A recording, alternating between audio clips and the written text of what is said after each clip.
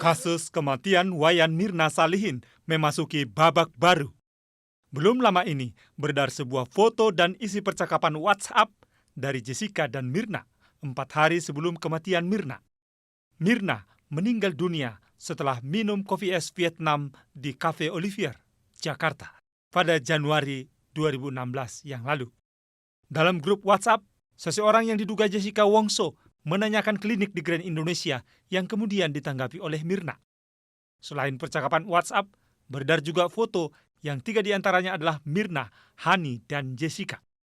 Pada satu kesempatan, ayah Mirna, Darmawan Salihin, menilai Jessica mempunyai kepribadian ganda yang gelap dan anaknya takut terhadap sosok Jessica. Normalnya dalam artian juga berbeda lagi nih saya selidiki. Jadi ya itu yang saya bilang, tenang banget itu orang.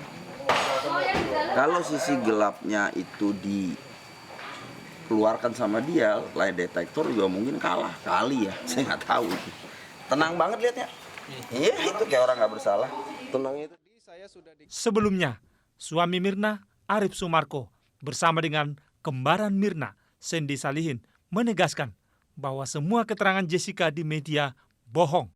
Hal ini disampaikan setelah ia mengetahui fakta dari penyidik.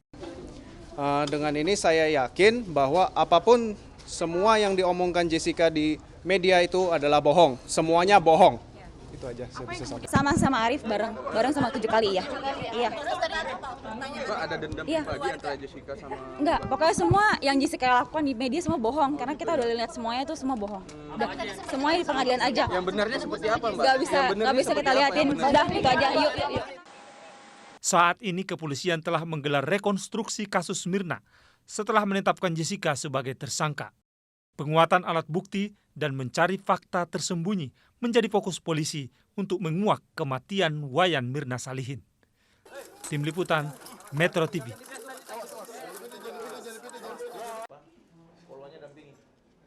Sejak penyidikan berjalan, kasus kematian Mirna sudah menjadi sorotan. Polisi pun terkesan berhati-hati dalam menetapkan tersangka. Bahkan pelimpahan berkas kasus ini pun berjalan lamban, hingga 5 kali bolak-balik dari Polda ke Kejaksaan. Setelah kasus ini masuk ke meja hijau, perdebatan semakin memanas.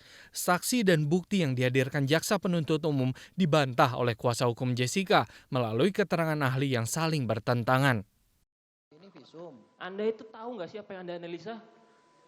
Surat keberatan yang mulia. Anda bawa datanya saya nggak? minta supaya kita menghormati ahli. Oh, tidak seperti itu. Jangan main bentak-bentak begitu, nggak sopan Pak. itu. Bukan seperti itu, Pak. Sekarang jangan tunjuk tangan dulu yang di belakang ya.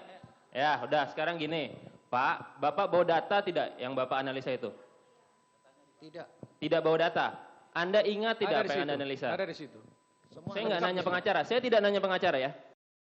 Bahkan penyebab kematian Mirna yang awalnya diduga karena sianida juga diperdebatkan di persidangan. Saya katakan bahwa bagi kami 1 hari dengan 20 tahun itu sama saja. Kalau dia yakin mestinya hukuman mati dong, jangan 20 tahun. Jadi jaksa nggak yakin? Ragu-ragu dong itu. Ragu-ragu dong. Hah?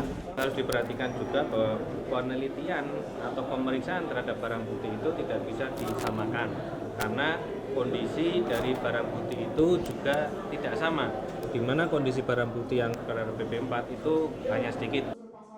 Mantan Hakim Agung pun menilai kasus ini bermasalah sejak awal. Namanya perkara ini bermasalah. Bermasalah? Khususnya dari tingkat penyidikan misalnya pada saat pra penuntutan itu bolak-balik. 5 kali Pak ya? Sampai 6 kalau lebih tidak dari salah 4 kali, malah 5 kali ya. Artinya apa di sini memang sejak awal sudah ada semacam perbedaan persepsi antara penuntut umum dengan penyidik. Terutama kaitannya dengan hukum pembuktian atau alat bukti. Menjerat Jessica dengan tuduhan pembunuhan berencana memang bukan perkara mudah. Vonis 20 tahun masih dirasa meragukan karena tidak ada yang melihat pasti Jessica menaruh cyanida dalam kopi yang diminum Mirna. Begitu pula dengan bukti rekaman CCTV yang terbatas di lokasi kejadian. Selain itu, motif Jessica meracun Mirna setelah 4 tahun tidak berjumpa masih belum jelas. Hal-hal inilah yang membuat Jessica dan kuasa hukumnya memastikan untuk mengajukan banding. Tim Liputan Metro TV.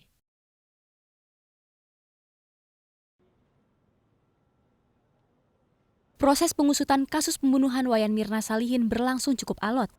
Mirna tewas di Cafe Olivier di Mall Grand Indonesia, Jakarta Pusat, tanggal 6 Januari 2016. Karena bukti yang kurang kuat, penyidik Polda Metro Jaya cukup berhati-hati dalam mengusut kasus ini dan baru menetapkan tersangka yakni Jessica Kumala Wongso pada tanggal 29 Januari 2016 atau 23 hari setelah kematian korban.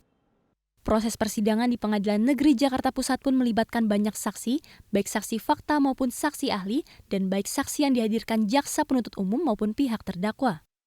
JPU menghadirkan 19 saksi fakta termasuk John Jesus Torres, polisi Australia, dan Christy Louise Charter, atasan Jessica di Australia. Namun untuk saksi Christy hanya dibacakan BAP-nya oleh jaksa. Sementara itu, saksi ahli yang didatangkan jaksa mencapai 11 orang, termasuk ahli forensik, ahli taksologi, ahli psikologi klinis, ahli psikiatri, ahli digital forensik, kriminolog, juga ahli hukum pidana. Pihak terdakwa Jessica melalui tim kuasa hukumnya menghadirkan 3 saksi fakta yang merupakan tamu terdekat meja Jessica, Mirna, dan Hani di Cafe Olivier. Sementara saksi ahli yang didatangkan pihak terdakwa mencapai 13 orang yang meliputi ahli patologi forensik, ahli patologi anatomi, ahli toksikologi forensik, psikolog, kriminolog, ahli digital forensik, juga ahli hukum pidana. Setelah menjalani sidang hingga 30 kali, majelis hakim akhirnya memvonis terdakwa Jessica Kumala Wongso dengan hukuman 20 tahun penjara sesuai dengan tuntutan jaksa penuntut umum. Menjatuhkan pidana terhadap terdakwa tersebut dengan pidana penjara selama 20 tahun. Tim Liputan Metro TV.